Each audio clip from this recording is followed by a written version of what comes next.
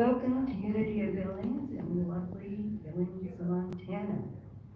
Sunday services are being live streamed. Please help support Unity's ministry by donating, and you can go to PayPal at unitybillings@gmail.com or our website, unityofbillings.org. Click on the donate button. Thank you. Friendship Sunday Potluck is scheduled for 2 weeks from today, September 8th. So just join us downstairs after the service. You're welcome to bring something to share. If you don't have anything, you're still welcome to come and share in fellowship. The August speakers. Today is Leslie Fisher, From Compassion to Holding Space. We will not have a service on next Sunday, September 1st, as it is Labor Day. So we're taking a Labor Day weekend break. September 8th is Reverend Orlinda Worthington. September 15th, Reverend Edie Weigel. And if you would center yourself, we will now have the Unity song with David Freeman.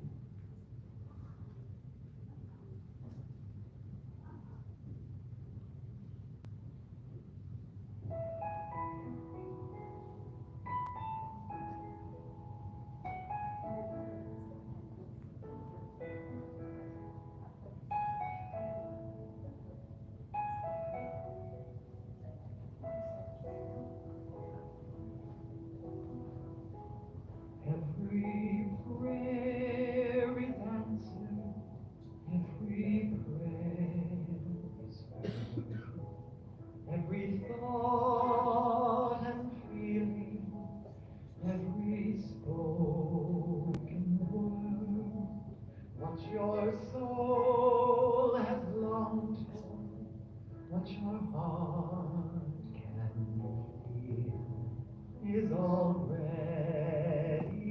here, is already real. There is no one out there is no one else. You hold all the answers deep inside yourself. There's a voice that whispers, there's no you, no me. There's just one, there's just unity. One power, one presence, one light to lead the way. All loving, all knowing, that answers when you pray. When the world looks darkest and your eyes can't see, gather all your troubles, give them all to me. I am always with you, I will always be. I am one, I am unity. We are one, we are unity.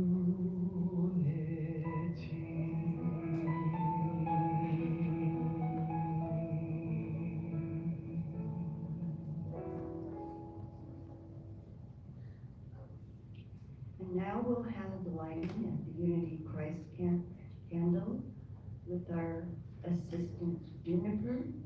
It is on the list.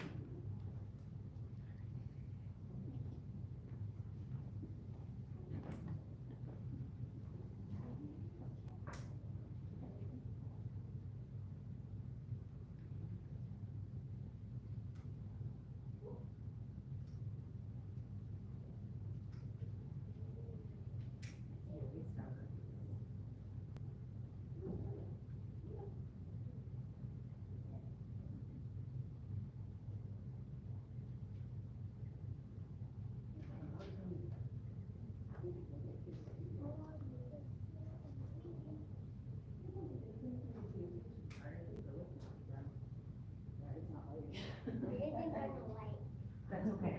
We'll pretend it's lit. Okay, it's true anyway, whether the candle is lit or not. Yes, that's okay. Thank you You for did trying.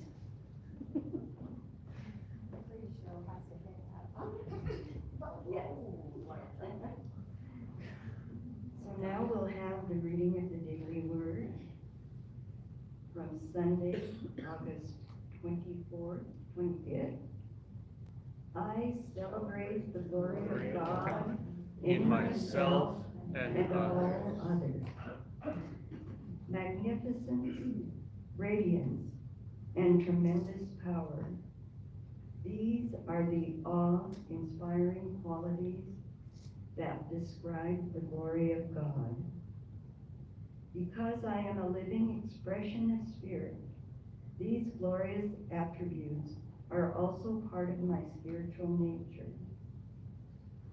In the peace of prayer, awareness of God's glory fills my mind and my heart. Everyone is God's living expression, a reflection of divine glory, just as I am. Even when my limited human perception has not yet perceived it, my faith shows me this truth about every person I meet. As my awareness of glory within awakens, spiritual wisdom, understanding, and love teach me to cooperate with all who are seeking to build greater harmony, abundance, and compassion among all humankind and the world's creatures. The glory that you have given me, I have given them, so that they may be one as we are one. John 17:22. Again, let's repeat. I celebrate the glory of God in myself and all others. And so it is. Okay, now there's Unity Foundation principle. There's only one presence and one power in the universe and in my life, God the good, omnipotent. And the Unity of Billings affirmation. Through divine wisdom and grace, Unity of Billings is vibrant, healing, and inclusive. And now it's the time for the love offering, and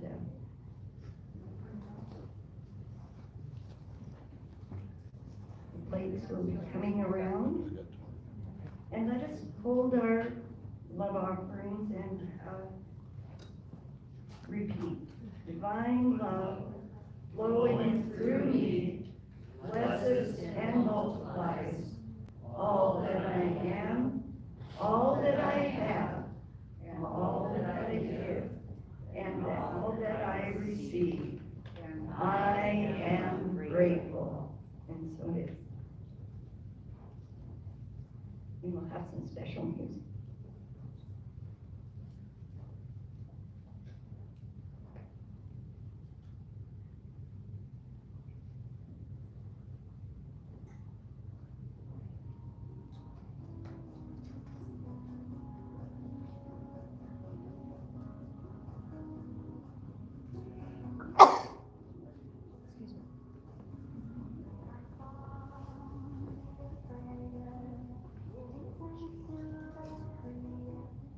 Sorry.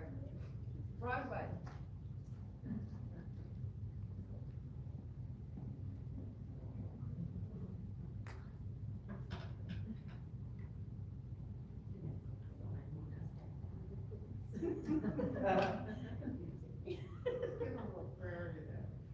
Yeah, I lost the remote.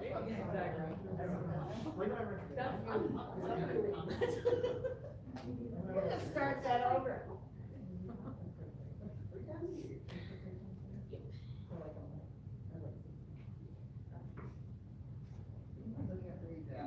Well, she's starting it over. If you happen to be new to Unity of Billings, we have a little welcome sheet that's in the bulletin. And if you'd like to fill it out with your name and address, we can put that information in our system and contact you about upcoming events.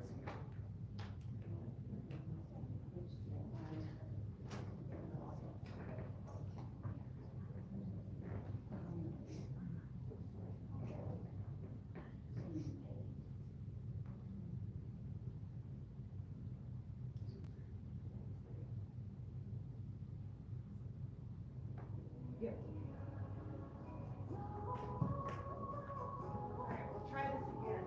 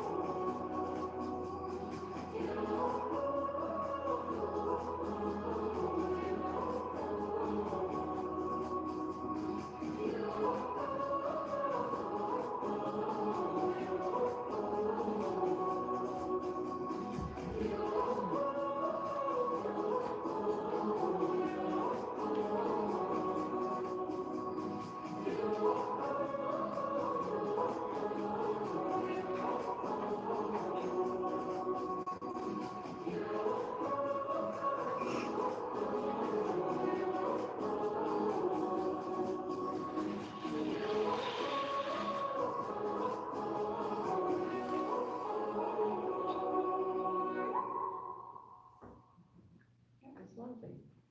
So we just give thanks for the gifts that we have received today here in Unity.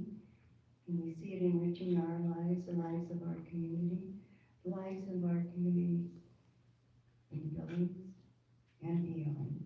We say thank you. And now we welcome Leslie Fisher, Unity and praying.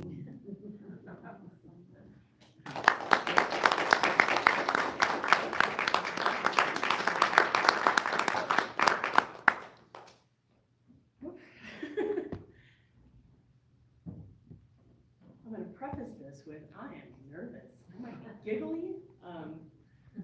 Look out for that.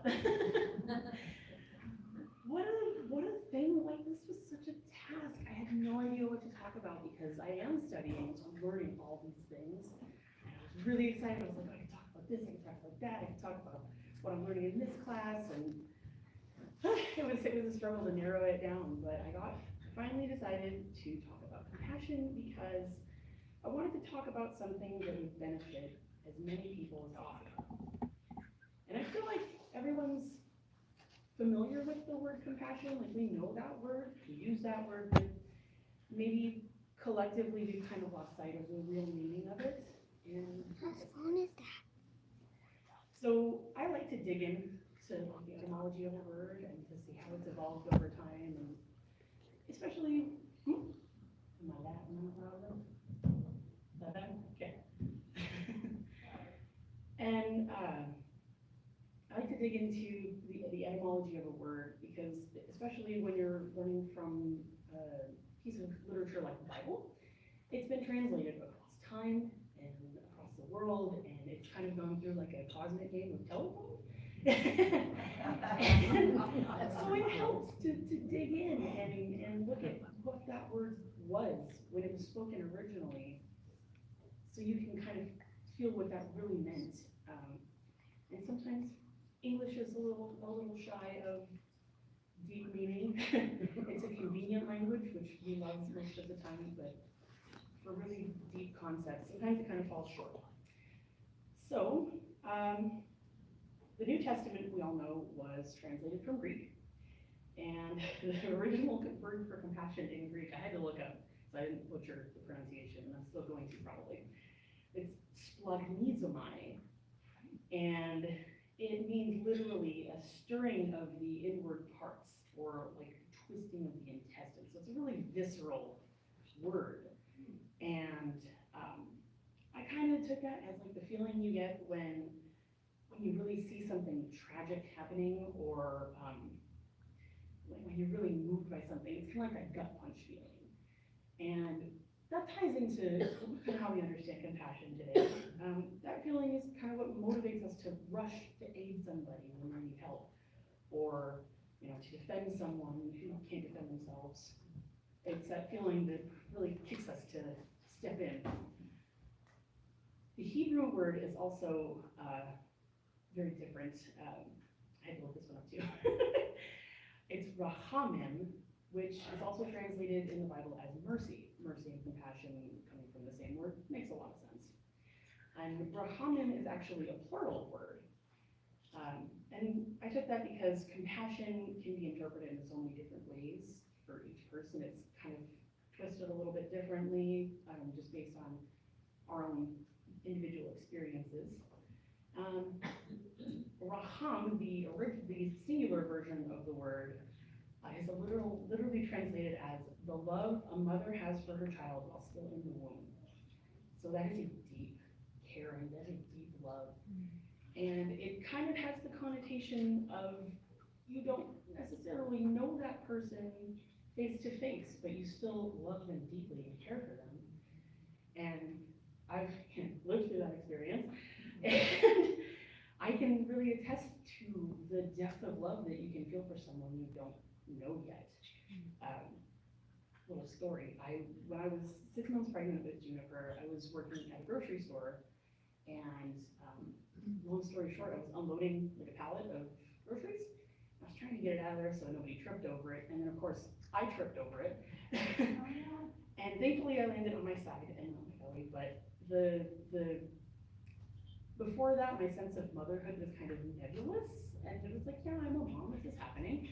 But in that moment, it was overwhelming how much concern I had for my baby. And it's like, okay, I get what they're saying about that kind of compassion, that kind of love.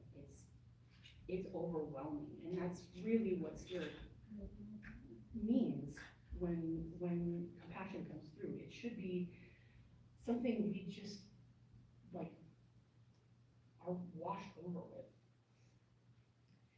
And it really, that experience really made me like, okay, that's what they're talking about. That really got me to grasp the depth of that Hebrew word.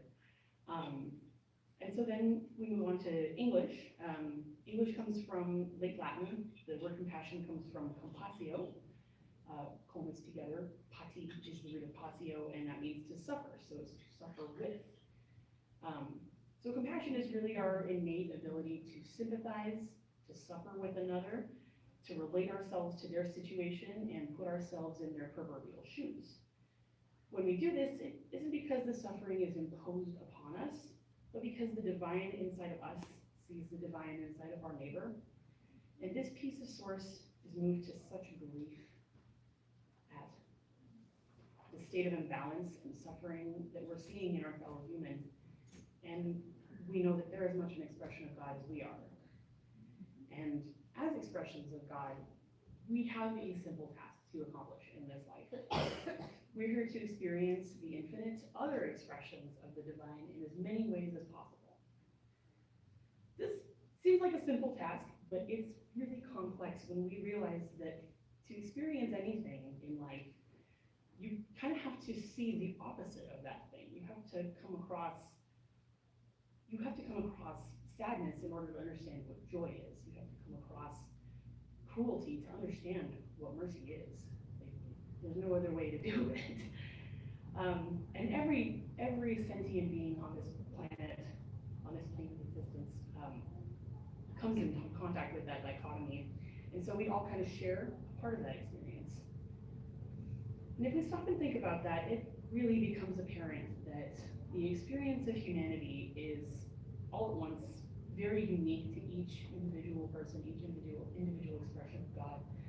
But it's also so similar that we can literally picture ourselves in another's shoes, in another's place so easily, whether or not we've actually experienced that before. It's really easy for us to imagine ourselves going through what that other person is going through.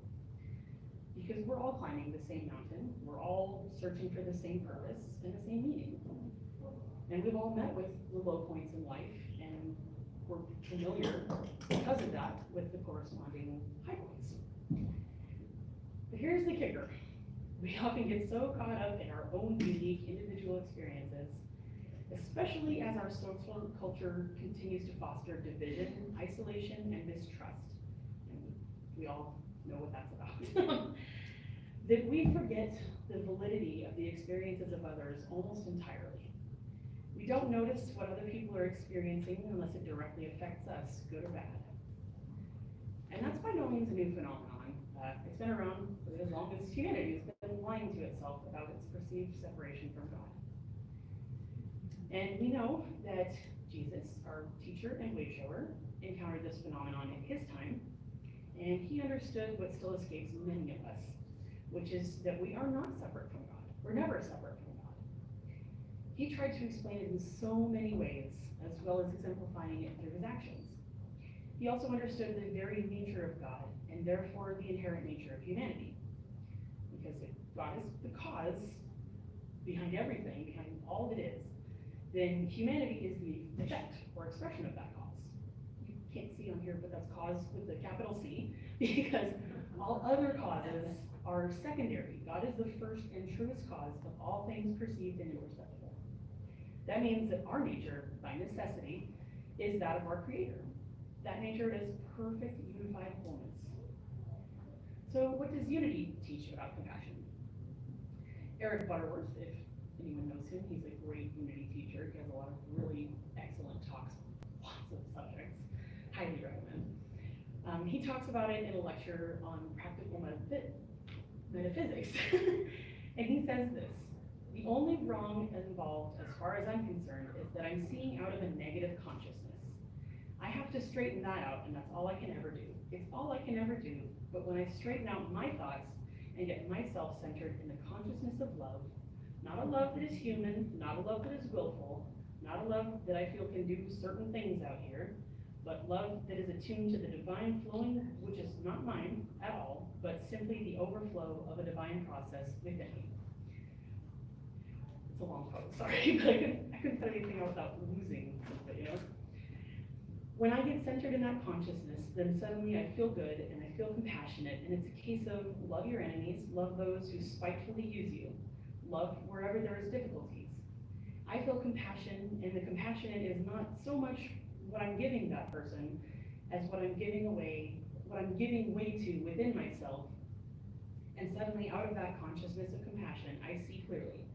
I see clearly, and out of that clear sight, I see through eyes of love. Again, long quote, sorry, it's just, I couldn't cut anything off of it because he nailed it so well. But what he's saying basically is this: when we're faced with adversity in life, which we all are all the time, it's constant, the only thing we can truly control in that moment is ourselves. We can't control the other person, we can't control the circumstances around us, just the way that we think about all this. He's tasking us with becoming so aware of our state of consciousness moment to moment that we can recognize when we're in a consciousness of negativity. And then we can go about the shift to a state of love and compassion. If we're taking the time to go into the silence and to sit with God and listen, to step into the flow of divine energy and deeply connect with it on a regular basis, then this shift could be as simple in practice as it is in theory. However, I know as well as anyone that while we may know how crucial it is to make the time, we often get caught up in the minutiae of daily life and put our spiritual practice on the back burner. Anyone else do that?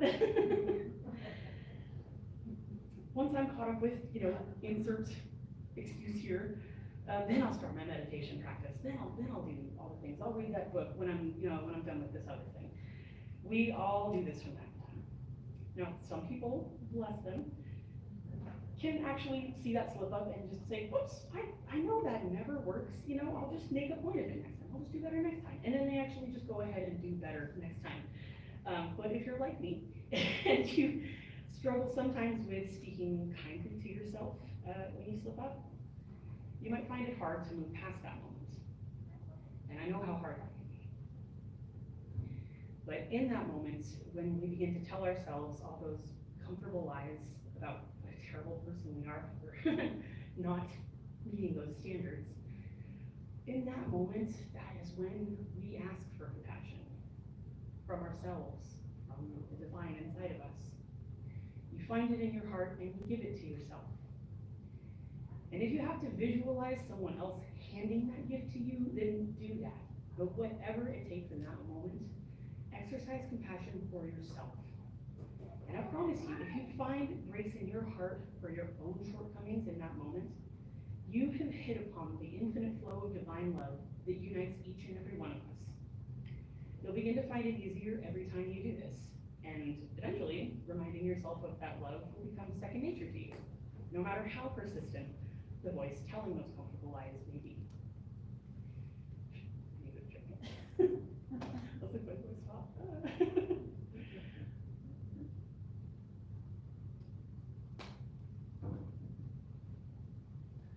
Charles Fillmore, the co-founder of Unity, we all know him, he's a great guy, also gave us a lovely metaphysical interpretation of compassion in his book, The Revealing Word, which, again, if anyone wants to study Unity and what's it about, highly recommend that book. He kind of takes apart all the different concepts in the Bible and breaks them down metaphysically, so they're really easy to understand and apply to your life.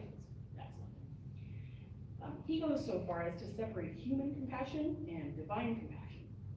He says of divine compassion, in the heart of God exists an eternal tenderness and mercy for his children. This is to say that as individual expressions of the divine, we exist purely out of love.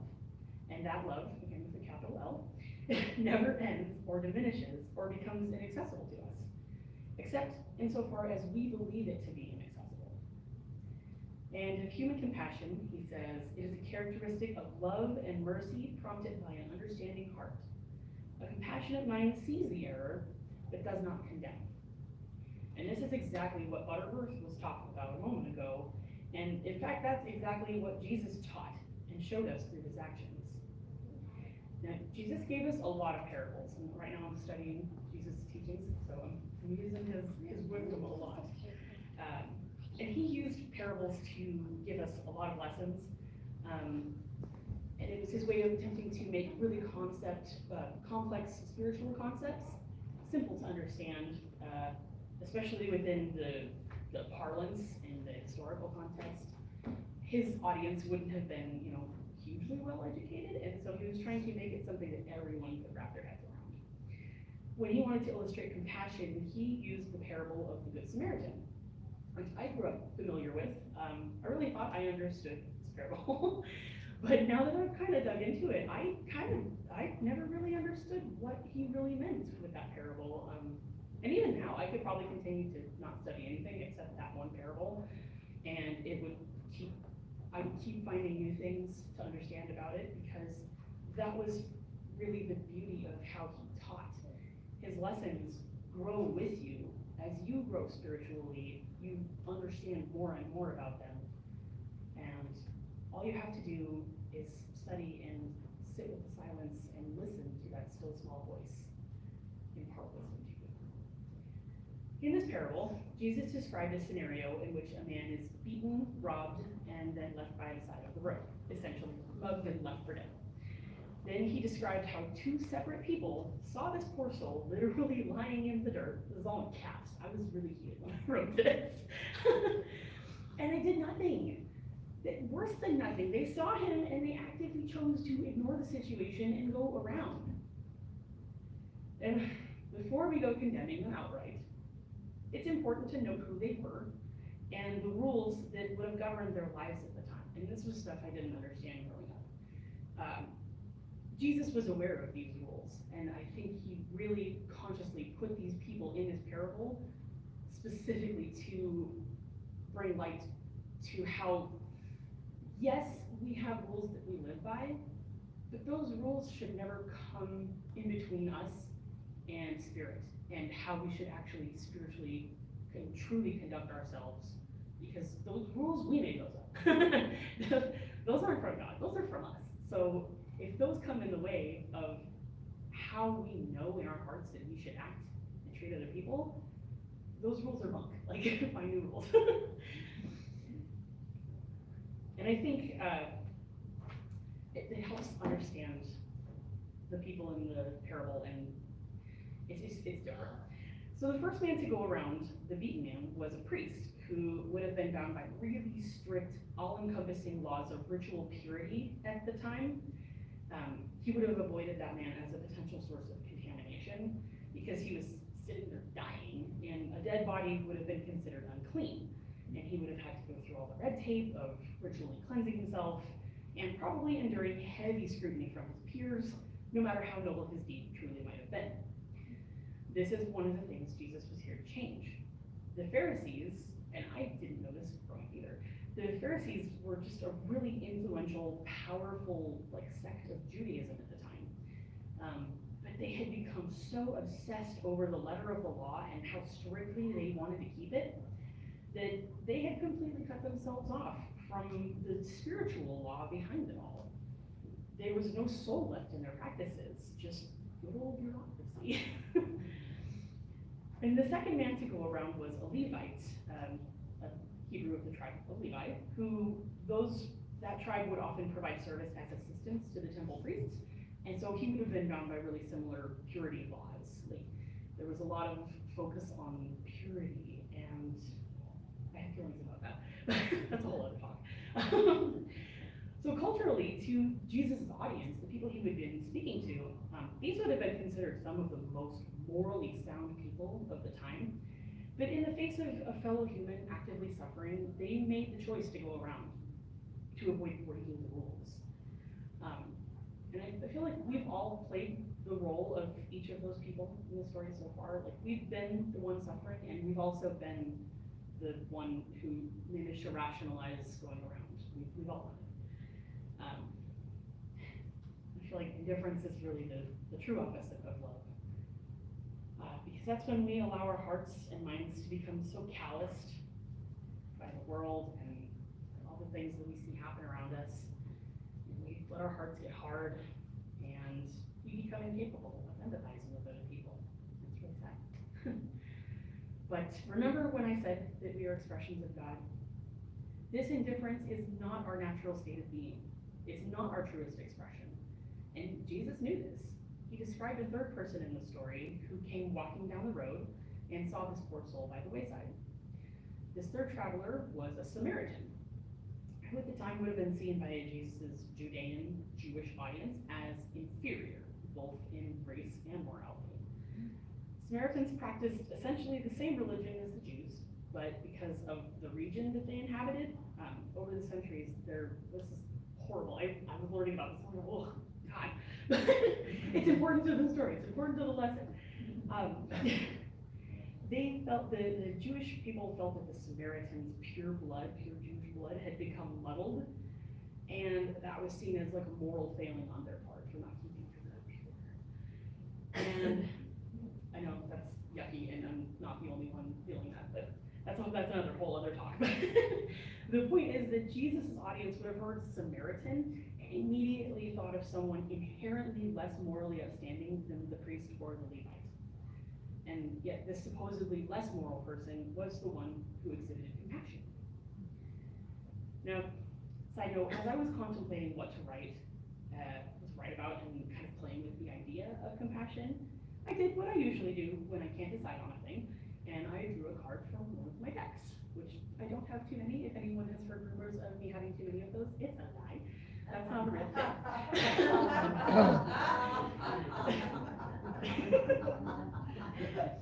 And sure enough, the card I drew said, "Compassion is my compass. I am willing to hold space for the experience of others."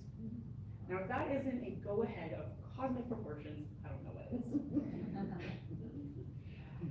That card got me thinking. The phrase holding space is tossed around a lot these days, especially in spiritual circles. But does anyone know what that really means? Like, do we have a definition? I didn't. I was like, it's kind of a nebulous concept. I kind of understand, I think, but how does it tie in with compassion? It was interesting to me that those were on the same card. So I went digging, which is, I love research, I love finding out why. So the best definition I found for holding space came from Psychology Today, of all places. And it said, holding space is a practice of making space for someone else's experience and centering them. One must be fully present and create a safe environment. Once the circumstances are created, holding space fosters listening and empathizing. And that's why the card said that compassion was the compass, not the destination. Compassion, remember, is to suffer with, to sympathize, and put ourselves in another's shoes. That sounds a little different than that definition of holding space. Holding space is the step beyond compassion, where we cease to suffer with another, and instead we become the safe bubble where they can process their suffering. We remove ourselves as the center and give that space to them for a time. It requires a level of selflessness that goes beyond many of us much of the time. And it is a level of selflessness that Jesus understood deeply, and something he knew we were all capable of, given enough spiritual maturation. And part of understanding holding space is understanding the subtle but critical difference between sympathy and empathy. Sympathy is together and feelings in pathos. So it's very much akin to the definition of compassion that I gave earlier. But empathy is a little different. This evolved from a German word, Einfühlung, which is in and feeling, which is a translation of the Greek empathia, meaning passion or state of emotion. So sympathy sees the hurt in another and tries to understand it from a safe distance. Empathy steps into the circle of pain around that other person, drops to its knees, and holds the other person through it all. It's the jump from I understand how you feel to I feel what you're feeling. Holding space recognizes the need to actually feel the depths of an emotion in order to truly move past it. And it creates a safe place for that feeling to stretch out and exist. All this while passively reminding the other person that they're not in this alone. Even if you speak no words, and it's usually wise to refrain in that situation, at least for a little bit, so processing can happen. Your presence and willingness to put the other person in the center of that moment conveys the sentiment better than any words ever could. So the next time you witness suffering, go within, follow that compassion compass, and let it lead you to a place where you can hold space for your fellow human.